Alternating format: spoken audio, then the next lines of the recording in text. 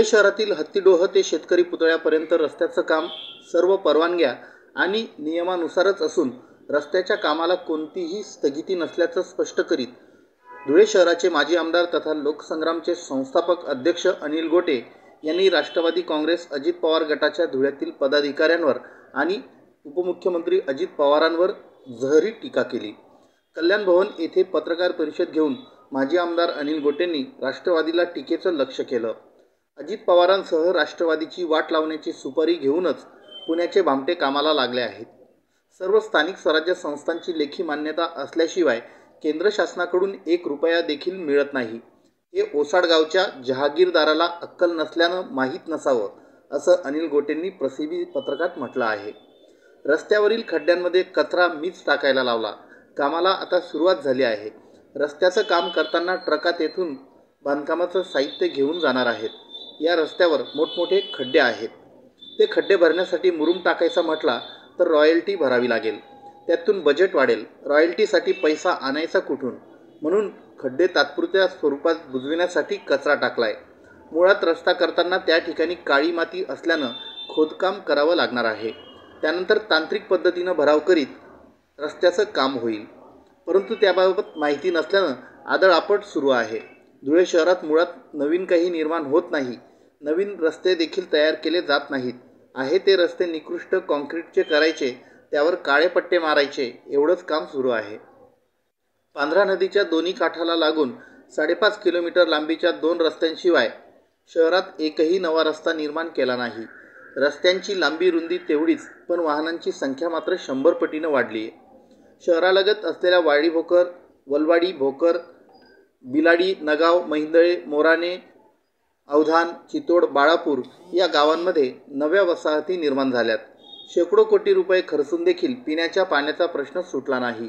सांडपाण्याच्या गटारी तुंबलेल्या असतात। रस्त्यालगतच्या खांबावरील विजेचे दिवे दिवसा सुरू तर रात्री बंद असतात। नव्या रस्त्यांची निर्मिती नाही।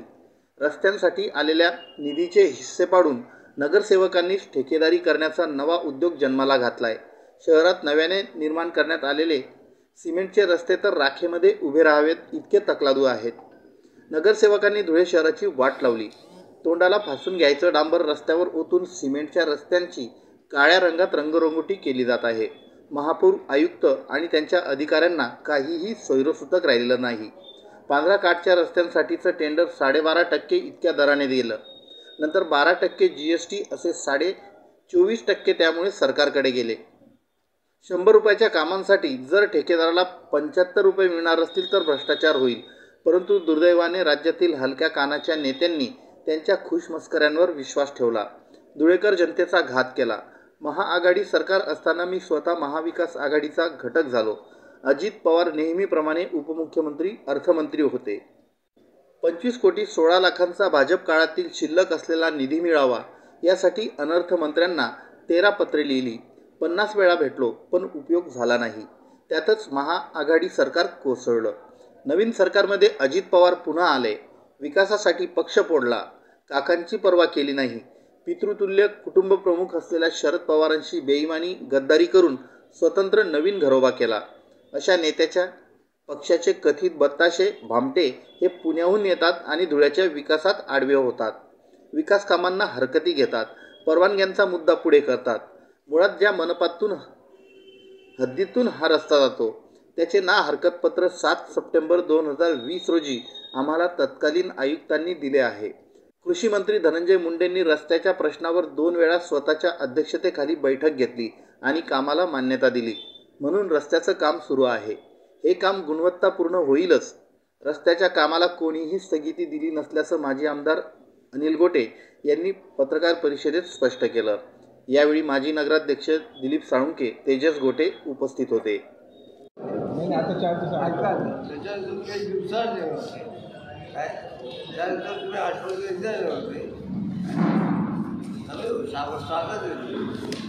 एक आवडतं सुटेल ना आता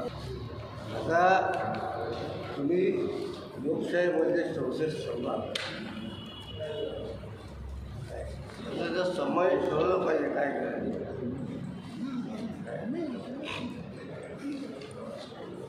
मी एवढंच तुम्हाला सांगतो, ते खालच्या पातळीवर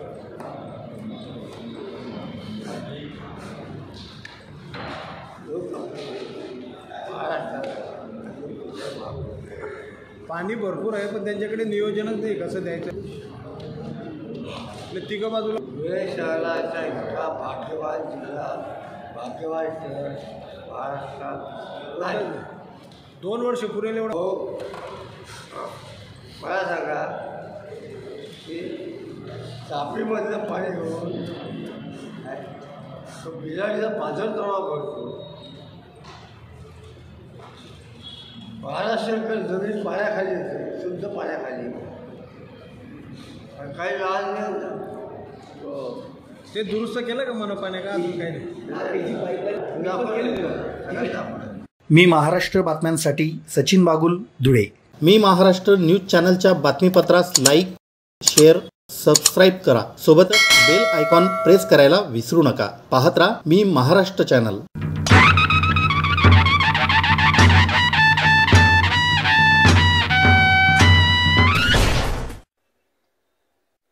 सीईओ शुभम गुप्तांची बदली नव्हे हकालपट्टीच, अशी प्रतिक्रिया देत शानाभाऊ सोनवणेंनी जिल्हा परिषदेत वाटले पेढे.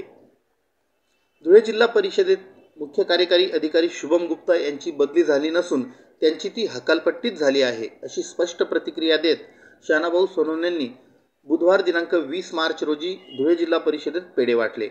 मनमानी करणाऱ्या अधिकाऱ्याला त्याची जागा दाखविणाऱ्या जिल्हा परिषद सदस्यांचे आभार मानत शिवसेना उबाठाचे उपजिल्हा प्रमुख शानाभाऊ सोनवणे यांनी पेढे वाटून आनंदोत्सव साजरा केला. शुभम गुप्तांविरुद्ध गुन्हा दाखल केल्याशिवाय स्वस्थ बसणार नाही, असंही सोनवणे म्हणाले. सुनीता सोनवणे ह्या 30,000 जनतेचं प्रतिनिधित्व करणाऱ्या जिल्हा परिषद सदस्य आहेत. जनतेचे प्रश्न मांडण्यासाठी आम्ही जिल्हा परिषदेत येत असतो. आम्ही टक्केवारीसाठी कोणतंही काम करीत नाहीत. परंतु जिल्हा परिषदेचे सीईओ शुभम गुप्ता हे मनमानी हुकुमशाही पद्धतीनं वागत होते. त्यांचा जाच सर्वच सत्ताधारी व विरोधी सदस्यांना होत होता. त्यामुळे जिल्हा परिषदेच्या इतिहासात प्रथमच अवघ्या 6-7 महिन्यांपूर्वी आलेल्या अधिकाऱ्यावर अविश्वास ठराव सत्ताधारी आणि विरोधी सदस्यांनी आणला. तो मंजूरही झाला. सीईओ गुप्ता यांची बदली झाली नसून त्यांची हकालपट्टीच झाली आहे. आम्ही जनतेच्या प्रश्नांसाठी आंदोलन केलं. ज्या दिवशी आंदोलन केलं त्या दिवशी गुप्ता हे अर्धा तास उशिरा कार्यालयात आले. तुमच्या गटातील शेतकऱ्यांच्या सिंचन विहिरींसह इतर प्रश्न मार्गी लावू असं त्यांनी आश्वासित केलं. मात्र त्याच रात्री त्यांनी आंदोलन करणाऱ्या आदिवासी महिलेविरुद्ध गुन्हा दाखल केला. आम्ही देखील गुन्हा दाखल करायला गेलो होतो. पोलिसांनी आमची तक्रार घेतली नाही. परंतु या मुजोर अधिकाऱ्याविरुद्ध गुन्हा दाखल करूच, असा निर्धारही शानाभाऊ सोनवणेंनी व्यक्त केला. जिल्हा परिषदेच्या प्रवेशद्वाराजवळ गोमूत्र शिंपडून आणि त्यानंतर पेढे वाटून सोनवणेंनी आनंदोत्सव साजरा केला. या जिल्हा परिषदेचे सीओ शुभम गुप्ता यांची बदली या ठिकाणी जिल्हा परिषदेचे सर्व सन्माननीय सदस्य म्हणजे 51 सदस्य म्हणजे सत्ताधारी आणि विरोधातले या सगळ्यांनी ठराव केला. त्यांच्या मनमानी कारभाराला आणि हुकुमशहाला कंटाळून संपूर्ण जिल्हा परिषद सदस्यांनी हे इतिहासातली धुळे जिल्ह्यातली पहिली घटना आहे की एखादा 6-7 महिने झालेल्या सीओ यांना तात्काळ या ठिकाणी याची हक्कलपट्टी केली जाते. कारण आमच्या तुम्हाला सगळ्या पत्रकार बांधवांना माहिती आहे आमच्यावर कशा पद्धतीने अन्याय झाला. आम्ही गेल्या 2 वर्षापासून जिल्हा परिषद सदस्य सुनीता सोनवणे हे शेतकऱ्यांसाठी सिंचन विहिरी, विद्यार्थ्यांना बस मिळायला पाहिजे, त्यांना शिक्षक मिळायला पाहिजे, आणि रस्ते झाले पाहिजे, या विविध मागण्यांसाठी अनेक वर्षांपासून जिल्हा परिषद सभागृहामध्ये आवाज उठवत असताना शुभम गुप्ता यांनी साधी चर्चा करण्याची सुद्धा तसदी घेतली नाही, बैठकी लावली नाही, सतत मांडत राहिले. आता मग आम्ही निवेदन देण्यासाठी गेलो असता आमच्यावरती हे त्या ठिकाणी उपस्थित नाही, वेळेवर ड्युटीला आले नाही, शिपाई सुद्धा तिथं नव्हता. आणि मग त्या ठिकाणी ते नसल्यामुळे आम्ही त्या ठिकाणी बसलो आणि ते अर्धा तासाने तिथं आले. आणि त्याच्यानंतर ज्या घटना घडल्या हे सगळे आपल्याला माहीत आहे. आणि त्याच्यानंतर मनोज भाऊ पत्रकार आमच्या सोबत मध्ये होते, माननीय अध्यक्ष महोदया आणि उपाध्यक्ष हे तिथं आले, त्यांच्याशी बैठक झाली. आम्हाला 5 दिवस किंवा 8 दिवसाची मुभा द्या, आम्ही 8 दिवसात हे सगळे प्रश्न मार्गी लावू, इथपर्यंत चर्चा झाली. आणि रात्री 2 वाजता आमच्यावरती खोटा गुन्हा दाखल होतो. त्या खोट्या गुन्ह्यामध्ये एक महिलेला, एक आदिवासी महिला, उलट यांच्यावरती अॅट्रॉसिटी आणि विनयभंगाचा गुन्हा दाखल झाला पाहिजे होता. आम्ही तक्रार द्यायला गेलो पण होतो, पण पोलिसांनी तक्रार घेतली नाही आणि रात्री 2 वाजता आमच्यावरती खोटा गुन्हा दाखल करून या ठिकाणी एक आदिवासी महिलावरती अत्याचार यांनी केलेला आहे. आम्ही फिर्याद दिलेली, आम्ही पण सोडणार नाही, आम्ही गुन्हा दाखल केल्याशिवाय राहणार नाही, हे तेवढंच सत्य आहे. परंतु आज यांची या ठिकाणाहून बदली नाही झाली, हकालपट्टी झाली आणि त्याचा आनंद, कारण आमच्यावर खूप मोठा अन्याय झालेला आहे. आम्ही काय कामं मागायला येत नाही, आम्ही काय टक्केवारी मागायला येत नाही. इथं आम्ही जनतेसाठी आणि जिल्हा परिषद ही अधिकारी असतात हे प्रामाणिक असले पाहिजे, लोकांची सेवा करणारे. मी महाराष्ट्र बातम्यांसाठी सचिन बागुल, धुळे. मी महाराष्ट्र न्यूज चॅनलच्या बातमीपत्रास लाईक, शेअर, सबस्क्राईब करा. सोबतच बेल आयकॉन प्रेस करायला विसरू नका. पाहत राहा मी महाराष्ट्र चॅनल.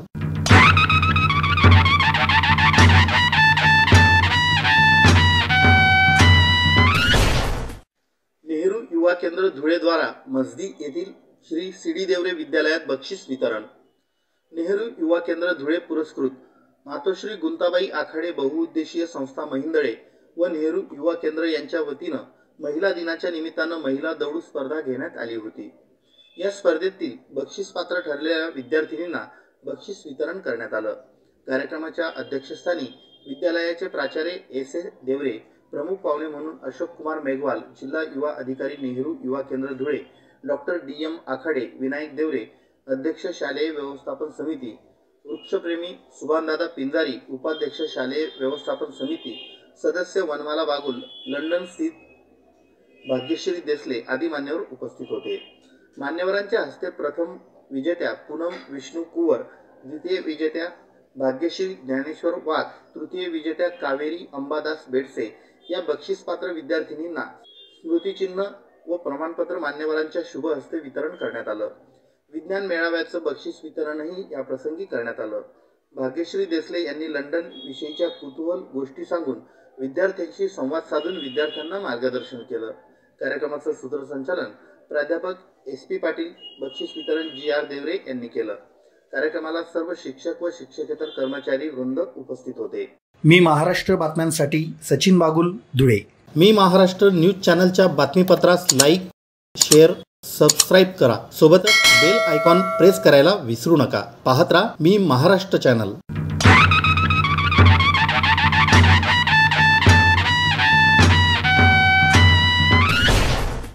आदिवासी समाजाचे युवा नेते महेंद्र बोरसे यांचा आझाद समाज पार्टीत प्रवेश, जिल्हा संघटकपदी नियुक्ती. आझाद समाज पार्टीचे राष्ट्रीय अध्यक्ष ॲडव्होकेट चंद्रशेखर आझाद यांच्या कार्यावर विश्वास ठेवून महाराष्ट्र प्रदेश अध्यक्ष आनंद लोंढे यांच्या नेतृत्वात महाराष्ट्र प्रदेश अध्यक्ष यांच्या धुळे जिल्ह्यातील कार्यालय येथे आदिवासी समाजाचे प्रमुख युवा नेते महेंद्र बोरसे यांनी आझाद समाज पार्टीत जाहीर प्रवेश केला. महेंद्र बोरसे यांची राजकीय व सामाजिक क्षेत्रातील कार्यक्षमता ओळखून त्यांची लगेचच आझाद समाज पार्टीच्या धुळे जिल्हा संघटक या पदावर आनंद लोंढे यांनी नियुक्ती केली. यावेळी आझाद समाज पार्टीचे धुळे जिल्हाध्यक्ष आबा अमृतसागर, धुळे शहर अध्यक्ष भैया वाघ आणि आदिवासी समाजाचे युवा नेते पवन वाघ, किशोर गायकवाड, महेंद्र माळी, सतीश ठाकरे, मंदा सूर्यवंशी, ज्येष्ठ नेते मुकुंदराव शिरसाट, राज साळवे हे देखील उपस्थित होते. आदिवासी समाजाच्या मूलभूत अधिकारांसाठी शासनाच्या विविध योजना आदिवासी समाजापर्यंत पोहोचविण्यासाठी व त्या पारदर्शकपणे राबविण्यासाठी आझाद समाज पार्टी कटिबद्ध राहील, असं मत प्रदेशाध्यक्ष आनंद लोंढेंनी यावेळी व्यक्त केलं.